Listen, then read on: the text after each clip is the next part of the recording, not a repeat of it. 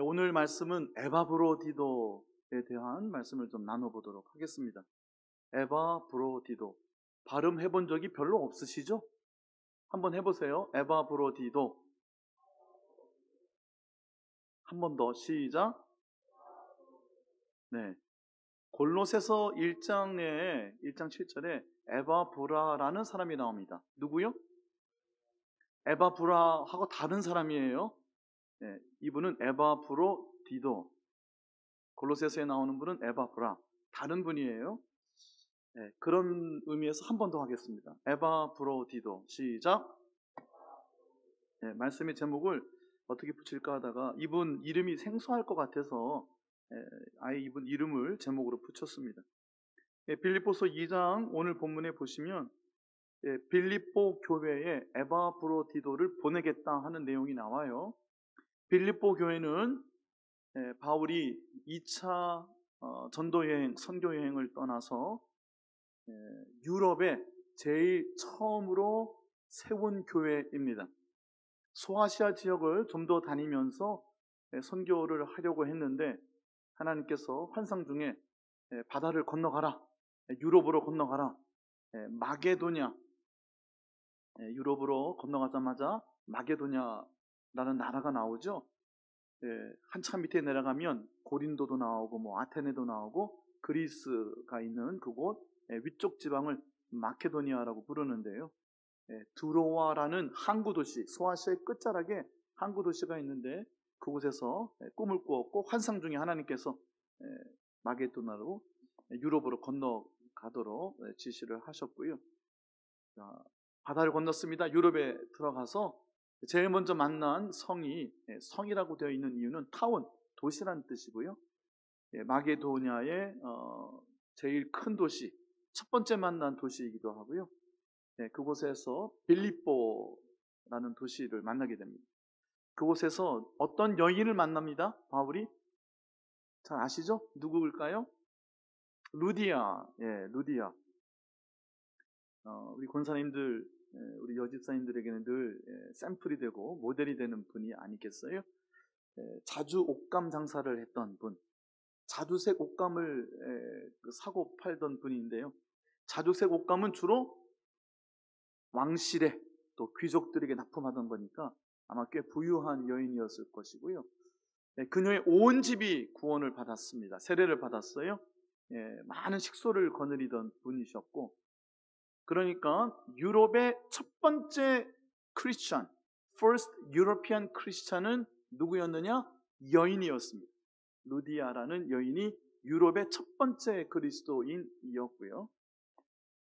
그녀의 집이, 루디아의 집이 유럽의 첫 번째 빌립보에 세워진 교회가 되었습니다. 자, 빌립보. 바울에게 참 각별한 교회였겠죠. 바울의 선교 여행 중에 빌립보를 몇 번 또 방문합니다. 제가 고린도 말씀을 드렸잖아요. 그리스반도 밑으로 내려가면 고린도가 있는데 고린도로 가기 전에도 들리고 고린도에서 이렇게 나와서 예루살렘으로 가는 길에도 들리고 빌립보를 몇 번 방문합니다. 그리고 빌립보 교회 공동체가 바울의 선교 여행을 적극적으로 후원하고 지원합니다. 우리 신약 성경 안에 적어도 3군데에서 빌립보 교회 공동체가 바울에게 후원금을 보내는 장면이 나옵니다.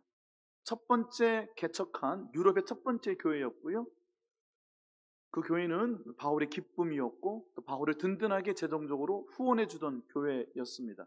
지금 이 빌립보 교회에 보내는 편지는 바울이 감옥에서 쓰고 있는 편지고요. 아마도 전통적으로는 로마에 있는 감옥이라고 우리가 알고 있고요. 또는 어떤 분들은 가이사랴, 최근에는 에베소에 있는 감옥에서, 에베소에서 체류하다가 거의 끝 무렵에 투옥되는 장면이 나오는데 에베소 감옥이 아니었을까라고도 추측을 하는데 중요한 건 아니고요. 하여간에 감옥에 있을 때 빌립보 교회 공동체에 보내는 편지였습니다. 이 편지를 빌립보 교회에 전달한 분이 누굴까요? 오늘의 주인공 에바브로디도입니다.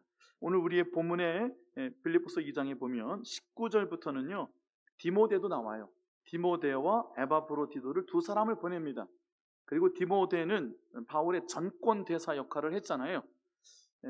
빌립보 교회의 사정을 소상하게 살피고 바울에게 돌아와서 빌립보 교회의 또 문제나 또 질문이나 여러 가지 상황들을 바울에게 디브리프를 보고를 하게끔 전권 대사의 역할을 맡겨서 디모데를 보냈지만 그것이 19절에서 24절까지의 말씀이고요. 25절부터 마지막 절 30절까지는 에바브로디도에게 이 빌립보에 보내는 편지를 손에 쥐어줘서 아마도 빌립보에 보내는 겁니다. 그런데 그 내용에 보면 에바브로디도라는 사람이 어떠한 사람이었는지, 왜 그를 빌립보 교회에 다시 보내는지, 원래는 빌립보 교회가 바울에게 파송한 사람이었어요. 감옥에 있는 바울을 돕기 위하여 늘 바울을 후원하던 빌립보 교회가 사람을 보내서, 에바브로디도를 보내서 바울을 돌보게 했는데, 다시 그 에바브로디도를 병에 걸렸어요. 그를 다시 빌립보 교회에 보내면서 그의 손에 편지를, 빌립보 교회에 보낸 편지를 보낸 것인데요. 여기 이렇게 가만히 보면요, 27절에 미리 가서 보면 그가 병들어 죽게 되었으나, 바울이 감옥에 있는데 바울을 극진히 보살폈어요. 그리고 그가 중한 병을 얻어서 거의 죽을 고비도 넘겼다 하는 장면이 나오죠. 이 28절에 내 근심을 덜려 함이라, 27절 끝에도 근심 위에 근심, 이런 표현들이 반복되는 이유 중에 하나가 있어요. 사실은 에바브로디도는요, 지금부터 조금 전까지는 서론에 해당되는 부분이지만 이제부터 본론이에요. 적극적으로 잘 들으셔요. 어쩌면 에바브로디도는요, 실패한 사역자일 수도 있어요. 실패한 사역자. 그러니까 바울의 옥바라지를 하라고 빌립보 교회가 파송한 사람인데, 얼마 바울 곁에서 바울을 돕지 못하고 예상보다 훨씬 일찍 돌아가게 되었어요. 이 본문에 쭉 읽어보면 그와 같은 추측을 충분히 할 수가 있거든요.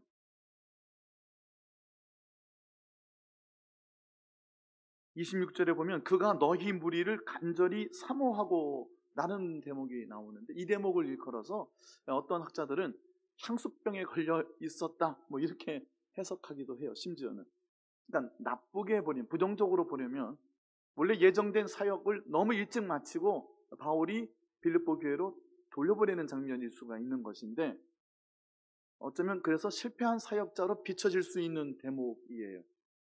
심지어는 향수병에 걸렸던 사람은 아닐까? 뭐 좀 과한 추측인 것 같은데요. 우리가 하나님의 일을 맡아서 열심히 하는데 원하는 대로, 뜻하는 대로 되지 않고 중도에 그만둘 수밖에 없는 상황이 발생하기도 한다는 거죠. 그런데 그것이 빌립보 교회에 어쩌면요, 학자들은 이렇게 추측을 해요. 비난이 일어난 거예요. 그 옥바라지 하나 제대로 못하냐 뭐 이런 비난이 일어난 배경이 있을 수도 있는 거예요. 그래서 바울이 특별히 그의 손에 편지를 쥐어줘서 그를 보내면서 이와 같은 당부의 말씀도 들어가 있는 것이 아닌가 싶은 것인데요. 하나님께서 그를 고쳐주신 것 같아요. 병들어 죽게 되었으나 하나님이 그를 긍휼히 여기셨다. 그가 아파 병들어 죽게 되어 있는 모습 속에 바울은 얼마나 마음이 힘들었겠어요. 바울의 근심도 면하게 해주었다. 내가 더욱 급히 그를 보내면, 이런 것이 때에 이르게 귀환하는 모습의 근거가 되기도 하는 건데요. 자, 에바브로디도, 그는 어떠한 사람이었을까요? 실패한 사역자였을까요? 25절, 장로님께서 잘 읽어주셨지만 우리 다시 한번 25절을 읽어보도록 하겠습니다. 시작. 그러나 에바브로디도를 너희에게 보내는 것이 필요한 줄로 생각하노니 그는 나의 형제요, 함께 수고하고 함께 군사된 자요, 너희 사자로 내가 쓸 것을 돕는 자라. 네, 여기 25절에 중요한 말씀이 거의 다 들어있어요. 자, 에바브로디도를 바울이 이렇게 표현합니다. 첫 번째는 그는 나의 형제요 그랬어요. My brother. 나의 형제요. 저는 이민 생활을 한 20년 정도 한 경험이 있는데, 저에게는 형제가 여동생 하나 있습니다. 강권사입니다. 나중에 이 녹화된 걸 혹시라도 보면 안 되는데, 근데 강권사가 저는 어려워요. 저하고 2살 차이인데, 근데 20년을 밖에 있다 보니까 어쩌다 전화 한 통 하잖아요. 교회 공동체, 이민 목회를 하는 이민사회, 지금은 이민이란 말 잘 안 쓰고 교민이라고 씁니다. 그쪽에 뿌리를 내린 사람이라기보다는 왔다 갔다 많이 하기 때문에 교민이라는 말을 더 쓰는데, 교회 공동체 안에 정말 한 형제 자매된 구역 식구들, 교회 식구들이 형제보다 더 가까워요. 금요일 저녁이면 함께 모여서 구역 예배 드리고 식사를 함께 만들어서 같이 먹고 집에 안 갑니다. 12시, 1시, 2시 안 가요. 재미있는 일이 없습니다. 교회 식구들 만나는 것보다 재미있는 일이 없어요. 형제보다 더 가깝습니다.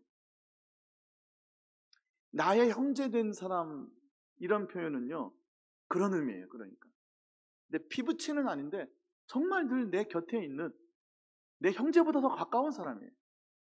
옥바라지를 하고 있었어요. 에바브로디도는. 감옥이 얼마나 열악했을까요? 필리핀 감옥을 보신 적이 있으세요 혹시? 멕시코에 있는 감옥을 보신 적이 있으세요?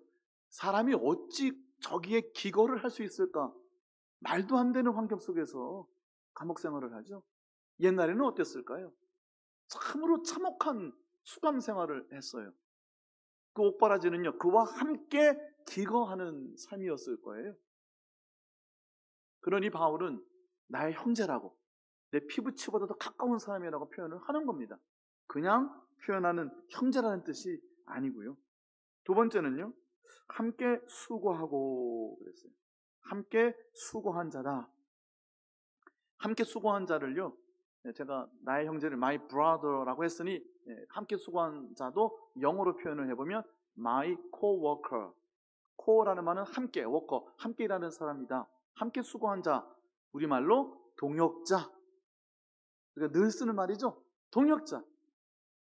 이 동역자라는 헬라어가요, sin 에루곤이라고 그래요. sin 에루곤. 금요 기도에 나오신 분은 어드밴스드 클래스니까 이 정도는 따라서 하실 수 있습니다. 한번 따라서 하시겠어요? sin 에루곤. 두려워하지 말고 발음해 보세요. sin 에루곤. 시작. sin 에루곤. 왜냐면요, sin 하면요, 심포니 있죠. 심포니. 심이란 말은 함께, 다 함께라는 말이에요. all together. 폰이란 말은 소리라는 말이에요. 심포니는 모든 소리를 다 낸다는 말이에요. 심이란 말은 다 함께. 에르곤이라는 말은요, work, 일이란 말이에요. 그냥 일이란 말이 아니라 그 일을 위해서 내가 힘을 내는 모습을 말해요. 그러니까 동역자, 시네르곤이라는 말은 힘을 함께 하는 사람이에요. 함께 수고한 자요 라는 뜻은요, 힘을 보태는 사람, 힘을 합해주는 사람이다 하는 뜻이에요. 우리 삼남전도회는 얼마나 든든합니까? 찬양해 주시고, 우리 일남전도회, 이남전도회 교회의 터가 되었다면 우리 삼남전도회가 아마 기둥의 역할을 하고 계시지 않을까, 그런 생각을 해보는데요. 함께 힘을 모으는 사람, 일을 같이 하는데 힘을 흩어버리는 사람도 있을 거예요. 그 사람이 들어오면 힘이 안 나. 힘이 흩어져. 집중이 안 돼. 근데 그 사람이 들어오면 힘이 모아져. 동역자라는 것은 시네르곤이라는 말은 힘을 합하는 사람이에요. 내가 힘을 보태주는 사람이에요. 내가 주목받고 내가 똑똑하고 내가 일을 잘하기 때문에 그 사람 하나가 들어가서 힘이 흩어지는 경우가 얼마나 많아요. 동역자라는 것은 힘을 보태는 사람, 힘을 모으는 사람이랍니다. 세 번째, 함께 군사된 자. My fellow soldier. 영어로 그렇게 하면 되겠죠? 함께 전우란 말이에요. 전우. 자, 전쟁에서 전우는 어디에 있습니까? 총을 들고 나하고 같은 방향에 서 있죠? 그래서 내 편입니다. 우리 편이에요. 전우는 멍에를 함께 맵니다. 근데 함께 군사된 자인데 총뿌리를 서로 겨누고 있으면 전우인가요? 적인가요? 적이죠. 그러면 함께 군사됐는데 싸워야 될 공동의 적은 저쪽에 있거든요. 영적 전투는 악한 영의 세력에 우리가 함께 힘을 보태서 총뿌리를 저쪽으로 향하고 있어야 돼요. 내 옆에서. 근데 보니까 나한테 총뿌리를 겨누고 있으면 됩니까? 우리는 적을 향하여 시선을 두지 못하고요, 내 fellow soldier, 내 전우들을 향하여 자꾸 시선을 둬요. 쟤는 총을 똑바로 들고 있나? 총은 닦고 왔나? 총알은 챙겼나? 왜 거기다 이렇게 신경을 써요? 총뿌리를 들고 앞을 보고 있어야지. 함께 군사된 자요, 함께 멍에를 메고 이 수레를 같이 끌고 가야 돼요. 에바브로디도 그는 나의 형제요, 내 곁에 있는 사람이에요. 내 곁에서 내게 힘을 보태주는 사람, 나하고 공동의 정을 향하여 함께 총뿌리를 들고 함께 인전무태 영적 싸움을 싸우는 사람, 이것이 동역자라는 거예요. 하나 더 있어요. 마지막에 보면 너희 사자로 그랬어요. 너희 사자는 빌립보 교회가 보낸 메신저라는 뜻이죠. 그렇죠? 나의 쓸 것을 돕는 자라. 25절 맨 끝에 그렇게 되어 있죠. 이 정도 하면 25절 다시 한번 보여주면 센스가 있을 것 같은데. 25절. 네. 함께 군사된 자요. 여기 하빈 전사님이 계셔서 방송실 집사님 계시면 제가 잘 안 그러는데 너희 사자로 내가 쓸 것을 돕는 자라. 마지막 절에 이렇게 되어 있죠. 그들이 빌립보 교회 공동체가 옥바라지 하라고 보낸 메신저지만 그는 바울의 쓸 것을 돕는 자. 자, 하나 더 중요한 게 여기 돕는 자가 나와요. 여기 돕는 자, 영어에 뭐라고 나와 있을까요? 우리는 헬퍼 이렇게 생각할 수 있는데 영어 성경에 이 돕는 자가 미니스터 이렇게 되어 있어요. 미니스터는 목사님을 말해요, 보통. 그렇죠? 목사님을 영어로 패스터 또는 미니스터 이렇게 부릅니다. 물론 이제 그 장관을, 영국에서는 장관을 미니스터라고 부르기도 하지만 your messenger and minister 이렇게 돼 있어요. 미니스터. 제가 왜 이 말씀을 드리냐면요, 여기에 나의 쓸 것을 돕는 자, 옥바라지 하는 사람을 미니스터라고 불렀다니까요. 이 말이 굉장히 중요한 말입니다. 뭐 중요하지 않은 말이 어디에 있겠습니까만은, 제가 조금 어려운 얘기일 수 있는데, 전에 제가 작년이었나요? 재작년이었나요? 한참 제가 이 말씀을 드렸어요. 여기에 돕는 자, 미니스라고 번역되어 있는 돕는 자라는 말이 레이투르곤이라고 되어 있어요. 레이투르곤. 뭐 따라서 하실 필요는 없고요. 기억이 안 나실 겁니다. 제가 기억을 상기해 드릴게요. 제가 예배에 관한 말씀을 드린 적이 있어요. 한동안 예배가 무엇이냐? 예배에 대하여 쓰는 용어가 세 가지가 있다고 말씀을 드렸어요. 제일 많이 쓰이는 게, 신약성경에 한 60번 등장하는 게 프로스쿠네오라는 말이 있어요. 프로스, 무엇을 향하여, 쿠네오, 무릎, kneeling, 무릎을 꿇고 엎드린다는 말이에요. fall down 한다는 말이에요. 엎드려 예배하는 것. 가장 많이 예배라는 단어를 프로스쿠네오라는 말을 쓰고 있고요. 이 말은 구약 성경에도 샤하 그러면 엎드려 예배, 무릎 꿇고 하나님께 경배 드린다, 가장 많이 쓰이는 단어예요. 그런데 한 6번, 5번 쓰이는 두 가지 단어가 더 나와요. 그 두 번째 단어가 라트레이아라는 말이고, 세 번째 단어가 레이투르기아라는 단어예요. 이 말씀에 대해서 제가 설명을 해드렸어요. 오늘 그 말씀이 주제가 아니니까. 그 세 번째 레이투르기아라는 그 예배를 의미하는 세 번째 단어가 여기에 미니스트라고 번역되는 돕는 자라는 뜻이에요. 무슨 말이냐면 바울의 감옥생활, 수감생활을 돕는 그 사역이, 그 옥바라지가 예배였다는 말이에요. 결론이 예배를 뜻하는 레이투르기아라는 단어를 거기에 레이투르곤이라는 단어를 쓰고 있어요. 미니스터라고 그래서 영어로도 번역을 한 거예요. 누군가의 옥바라지하는 일이 뭐 그렇게 대단해 보일까요? 근데 그 누군가의 옥바라지를 하는 그 에바브로디도의 그 섬김이 하나님 앞에 예배였다는 겁니다. 예배에 관한 말씀을 쭉 드린 적이 있는데 지금 시간이 허용하지 않으니까 그 말씀, 이 레이투르기아 대한 설명 중에 제가 이렇게 한번 요약을 해드린 적이 있어요.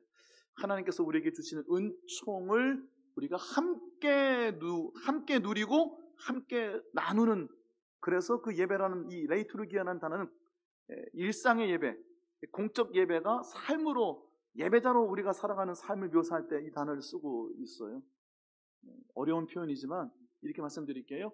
바울의 수감 생활을 도왔던 에바브로디도의 옥바라지는 예배였다는 거예요. 하나님께서 예배라는 단어를 쓸 때 6번 썼던 그 단어가 여기에 레이투르곤이라는 단어로 쓰여지고 있어요. 29절을 가볼게요. 29절. 30절 미리 좀 먼저 보고 29절 갈게요. 30절 먼저 보여주세요. 그가 그리스도의 일을 위하여 죽기에 이르러도 자기 목숨을 돌보지 아니한 것은, 그러니까 바울의 옥바라지가 에바브로디도에게는 예배요 그리스도의 일이었고, 그의 죽음을 불사하는 그의 헌신이요 섬김이었다 하는 것이에요. 그것이 나를 섬기는 너희의 일의 부족함을 채우려 함이라. 여기서 너희는 빌립보 교회 공동체예요. 빌립보 교회는 바울을 선교여행 내내 재정적으로 후원했어요.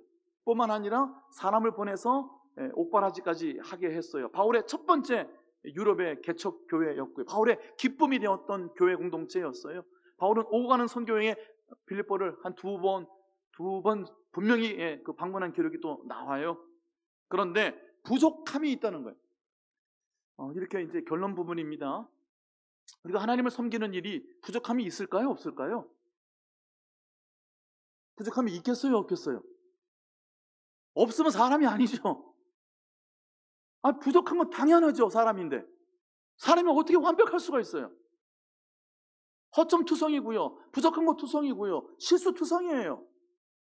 투성까지는 좀 아니겠지만 부족한 게 왜 없겠어요?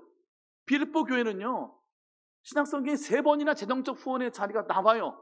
사람을 그래서 옥바라지까지 했어요. 그만하면 잘했나요? 너희의 부족함을 채우려 함이라 그랬어요. 에바브로디도, 우리가 하는 사역에는, 우리가 하는 섬김은요, 우리는 너무 잘하는 것 같고요, 나는 최고로 잘했던 것 같지만 항상 부족해요. 하나님 보시기에는 말할 것도 없거니와 그 부족함을 누군가는 메꿔주고요, 그 누군가는 채워줘야 되는 거예요. 함께 모여서 일하는데 그 사람만 있으면 힘 빠져. 힘을 모으는 게 아니라 힘을 흩트는 사람이, 그 사람이 있으면 누군가 또 누군가 부족한 부분들이 남 모르게 눈 깜짝할 사이에 메꿔져 있고 채워져 있는 거예요. 에바브로디도는 어떠한 사람이었을까 생각해 보는 건데요. 자, 29절.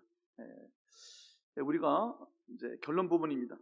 같이 한번 읽어볼까요? 시작. 이러므로 너희가 주 안에서 모든 기쁨으로 그를 영접하고 또 이와 같은 자들을 존귀히 여기라. 자, 왜 모든 기쁨으로 그를 영접하라고 했을까요? 아마도 어쩌면 때이른 귀환, 어쩌면 사역의 실패자로 비난받을 수 있는 그를 바울은 염려하지 않았을까? 그를 기쁨으로 영접하라고 했어요.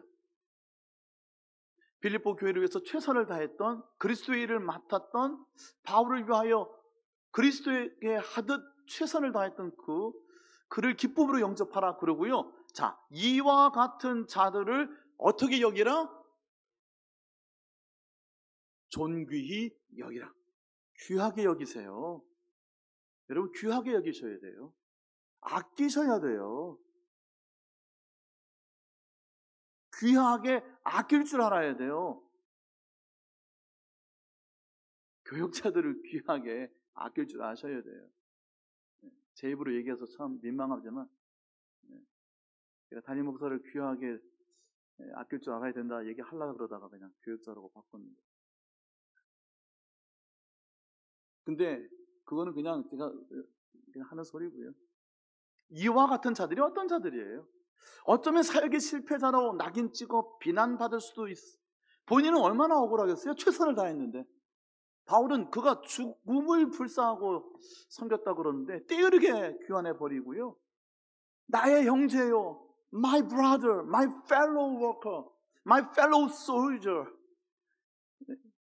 나의 쓸 것을 돕는 예배자의 참 믿음을 보여주었던 에바브로디도 그를 귀하게 여기라 그러는 거예요. 귀하게. 총뿌리가 어디로 향해야 돼요? 총뿌리가 저걸 향해야죠. 왜 총을 여기다가 겨누고 있냐고요? 왜? 뒤에다가 겨누고 있고 막 그럼 되겠어요. 고린도전서에 있는 말씀을 읽고 마칠게요. 고린도전서 본문 좀 보여주세요. 여기도 이와 같은 사람들 나오죠? 제가 문맥 배경 다 정리할게요. 여기도 이와 같은 사람이 나와요. 같이 읽어봅시다. 시작. 이 같은 사람들과 또 함께 일하며 수고하는 모든 사람에게 순종하라. 예, 자, 함께 일한다. 나의 형제, 나의 동역자, 나와 함께 힘을 보태느니 시네르곤. 어려운 헬라어 발음 한번 해봤어요. 시네르곤. 힘을 모은다. 힘을 보탠다. 힘을 수고하고 함께 모으고. 자, 모든 사람에게 순종하라. 에베소서에 보면요, 그리스도를 경외하듯 피차 복종하라. 서로에게 순종하고 서로에게 복종하라 그랬어요. 서로 모두가 그리스도를 경외함으로 겸손으로 허리를 동이라. 나는 부족한 부분이 분명히 있어요. 누군가는 나의 부족함을 채워줘야 돼요.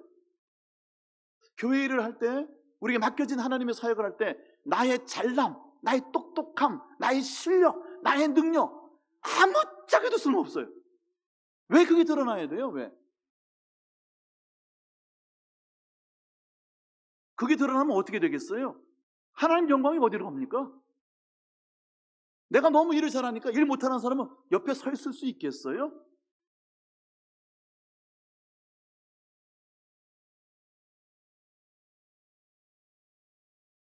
모든 사람에게 순종하라.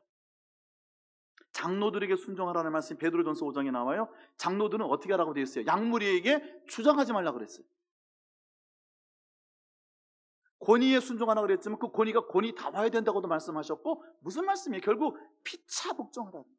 피차 겸손으로 허리를 동일하는 거예요. 17절도 읽어볼게요. 여기 이런저런 사람들이 나와요. 고린도 교회 대표자 3명이에요. 고린도 교회 문제를 대표로 가져와서 질문했어요. 그 답을 가지고 가는 사람들이 뒤에 뭐라고 되어 있어요? 그들이 너희의 부족한 것을 채웠습니다. 누군가는 나의 부족함을 채워줘야 돼요. 완벽하세요? 뭘 잘하면 뭐 얼마나 잘해요? 다 부족한데 서로가 복종하며 서로가 겸손으로 허리를 동이며 서로가 부족함을 채워줘야죠. 18절 같이 읽습니다. 시작. 그들이 나와 너희 마음을 시원하게 하였으니 그러므로 너희는 이런 사람들을 알아주라. 네, 알아줘야 돼요. 여기가 이와 같은 이들을 존귀히 여기라고 똑같은 말이에요. 알아주라는 말이에요. recognition, 인정해주라는 말이고요. appreciation, 그들에게 감사하라는 말이에요. 아끼고 귀하게 여기고. 어떤 사람을요? 담임 목사님, 이건 제가 농담을 한 말씀이고요. 서로가 서로를 귀하게 여기라니까요. 귀하게 여겨야 돼요. 아껴야 돼요. 교회 안에 일 잘하는 사람, 일 못하는 사람, 일 배우는 사람, 일 오래 한 사람, 이런 구분이 있으면 안 돼요. 내가 예수 믿고 교회에서 이런저런 일한 지가 40년이야 50년이야 그래서 뭐 하게요? 60년 일한 분보다 일 못할 거 아니에요. 네? 내가 얼마나 교회 일을 잘하는지가 뭐 그렇게 중요해요. 잘하거나 못하거나 총뿌리는 저쪽을 향해서 같이 서 있어야죠. 나와 같은 멍에를 메고요. 서로의 부족함을 채워주고요. 우리가 서로를 귀하게 여기고 존귀히 여기고 알아주고, 그리고 그들이 우리의 마음을 시원하게 하였으니 그랬어요. 시원하게 하였으니. 여러 가지 말씀했는데 제가 9시에 마치려고 했는데 1분 넘었네요. 이 시원하게 하였으니 꼭 한 가지 기억해야 된다면 이 말씀을 기억하세요. 우리의 마음을 시원하게 하였으니. 힘을 보태는 사람은 마음을 시원하게 하는 사람이에요. 더울 때 시원하게 하는 사람이고요. 추울 때는 따뜻하게 하는 사람. 격려해주는 사람. 이 시원하게 하였으니 영어 성경에는 refresh 또는 encourage 이렇게 되어 있어요. 격려하는 사람, 위로하는 사람, 그 다음에 새롭게 해주는 사람. 그 사람이 있으면 힘이 보태져. 그 사람이 있으면 부족함이 메꾸어져. 그 사람이 있으면 우리는 한 방향을 같이 바라볼 수 있게 돼. 남편은 남의 편이 아니고 내 편이어야 되잖아요. 그렇죠? 그렇죠? 모든 가족의 숙제가 그거잖아요. 근데 집에서 남편은 부인은 남편만 보고 총풀이를 겨누고 있으면 안 되죠. 남편과 아내는 같이 공동의 적을 향하여 포도원을 허무는 작은 여우를 잡아야지. 서로가 서로를 잡으면 어떡합니까? 우리 집은 안 그럽니다. 힘을 모으고 힘을 보태고 격려하고 시원하게 하고 따뜻하게 하고 부족함을 메꾸고 채워주고, 그런 이가 서로가 서로에게 복종하고 서로가 서로를 귀하게 여기고 아끼고, 나의 형제요, 나와 함께 수고한 자요, 나의 군사된 사람이요, 나의 쓸 것을 돕느니 그는 참된 예배자입니다. 이런 고백이 삼남전도회 가운데, 우리 가운데, 우리 예동의 공동체 가운데 늘 항상 화수분처럼 풍성이 넘쳐나기를 예수님의 이름으로 축원합니다. 기도하겠습니다.